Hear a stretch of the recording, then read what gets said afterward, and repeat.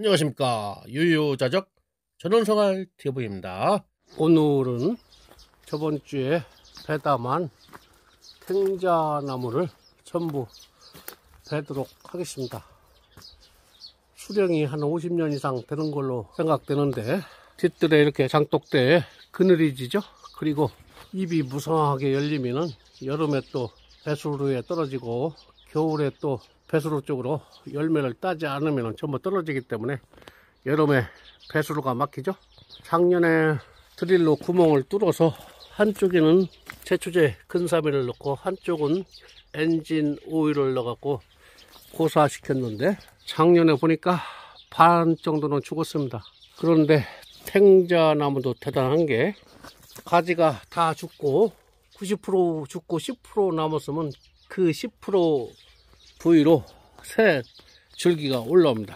그래서 죽이기가 힘든데, 하여튼 작년에 열매는 3분의 1 정도 열려서 전부 떨어뜨려서 퇴비로 했는데, 올해는 완전히 제거하려고 합니다. 반은 죽다 보니까 그래도 톱이 들어갈 자리가 있죠. 그래서 올해 전부 베주려고 하는데, 저번 주에 베다 보니까 가시가 크고 험상 굳죠. 그리고 강합니다. 누워있던 가시가 운동화를 찌르면 바로 발이 아프죠. 엄청 아픕니다.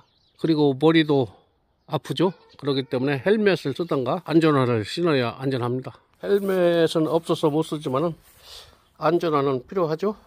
왜 안전화냐 하면은 이 발판에 철판이 깔려 있습니다. 그래서 가시는 물론 못이 들어와도 뚫리지 않습니다. 그래서 안전화를 신어야 하고, 그리고 제초제를 톱으로 벤 다음에 전부 발라주려고 합니다.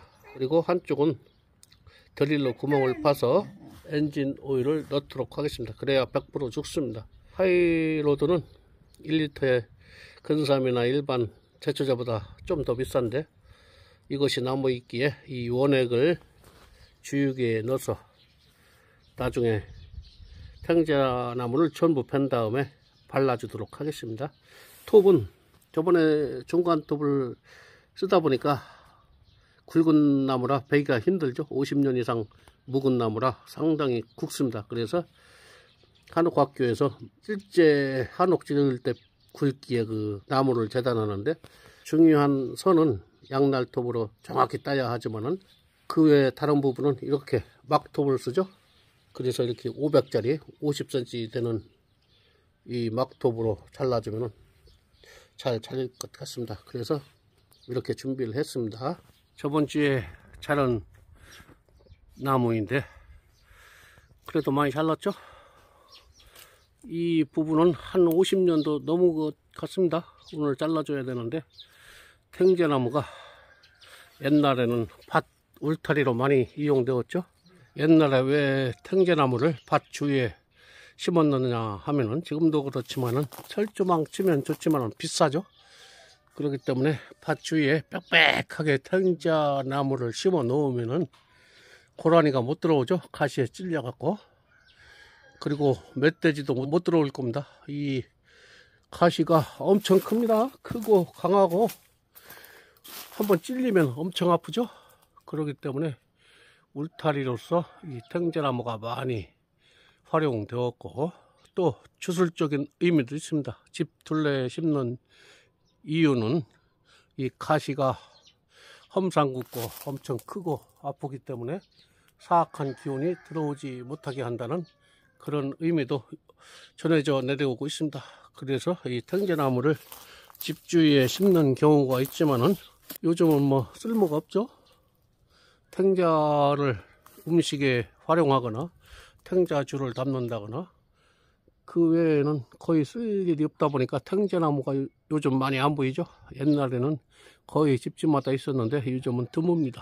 탱자도 아주 유용한 식물이지만은 이렇게 장독대에 그늘을 지우고 배수로를 메꾸는 등 열매를 먹지 않으니까 이 배수로를 막게 해서 물이 넘쳐 흐르죠. 그래서 작년부터 저도 이 탱자나무를 없애고 있습니다. 올해는 이제 거의 다 뱄죠. 한 80%는 저번 주까지 다 뱄고, 이제 이것 굵은 거 50년 이상 된 거 베고 저쪽 몇 개 베면은 다 없앨 수 있을 것 같습니다. 그렇지만 뒤에 또 탱자 오랜 것이 많이 올라오죠. 죽지 않고 냅두다 보니까 거기서 또 새싹들이 많이 올라와 있습니다. 그것을 다 뽑아주던가 제초제 뿌려서 없애야 되겠죠. 하여튼 이것을 톱으로 베도록 하겠습니다. 야, 나무가 크고 굵다 보니까 지붕을 덮어버렸죠. 역시 500짜리 막톱으로 썰다 보니까 금방 자랄 수 있었죠. 와, 그런데 엄청 큽니다. 이걸 또 어떻게 처치하냐, 참 문제로다. 하여튼 일단 다 자르고 보겠습니다. 그리고 중요한 게 하나 빠졌습니다. 이 가시장갑이 있어야 되죠. 목장갑 갖고는 깨면 안 되죠. 그냥 쑥쑥 가시가 들어오죠. 이 가죽 장갑을 껴야, 그것도 가시장갑용 장갑을 껴야 가시가 못 들어옵니다. 야, 탱자나무 자라기도 상당히 힘들죠. 요 50년 이상 된 탱자나무 자르기는 진짜 힘듭니다. 가지도 길게 뻗었고 굵기도 하고, 하여튼 간신히 자르고 이제 이 한 폭이 남았는데 이 한 포기가 상당히 많이 번졌죠. 굵은 것 2개와 나머지는 가늘은데 요것만 베면 이제 다 뵭니다. 탱자나무는 죽은 가시나무도 조심해야 됩니다. 가지는 전부 썩어서 툭툭 부러지지만 가시는 그래도 살아 있습니다. 죽은 가시나무에 찔리면 아프죠. 하여튼 탱자나무가 상당히 요즘은 번거롭죠. 그리고 쓸모가 별로 없죠. 한옥 목수용 막톱으로 막 쓸었더니 1시간 좀 지나서 다 뱄습니다. 아이고 힘들어. 가시가 엄청나서 톱 썰기도 힘들죠. 잘못하면 찔리고 아프고, 하여튼 다 탱자나무를 베어버렸습니다. 탱자나무를 뱄다고 다가 아니죠. 여기 보면은 새싹들이 또 엄청 올라오고 있습니다. 여기는 찔레나무고, 찔레나무하고 비슷하죠. 이걸 다 뽑아줘야 됩니다. 벌써 이건 한 3, 4년 된 것 같은데 이걸 냅두면은 10년 후에는 또 엄청난 크기로 성장해 버리죠. 그렇기 때문에 지금 다 뽑아주던가 제초제를 뿌려줘야 됩니다. 이왕 톱질하고 있으니까 전부 뽑아주도록 하겠습니다. 탱자가 저 앞쪽으로 대부분 떨어지지만은 이 뒤쪽으로도 막 떨어지죠. 그러다 보니까 새싹들이 많이 올라와 있습니다. 이걸 다 뽑아줘야 되고, 옛날에는 이 뒷길로 악나가 잦았었죠. 좁은 길이 있어갖고 이 뒤로 이웃집 간에 왔다 갔다 했습니다. 그러다가 탱자나무가 가로막으면서 사람이 못 다녔죠. 이제 전부 쳐내고 하면은 또 다닐 수가 있게 됩니다. 요 담장 흔적이 있죠. 담장 위쪽은 웃집 땅입니다. 원래 우리 종토였었는데 20년 전에 여기 사는 사람들한테 전부 팔았죠. 하여튼 옛날에 좁은 통로였습니다. 탱자가 또 번식되는 것을 막기 위해서 어린 새싹들도 전부 뽑아줬습니다. 여기 탱자나무 아래에서도 자연현상이 벌어지고 있죠.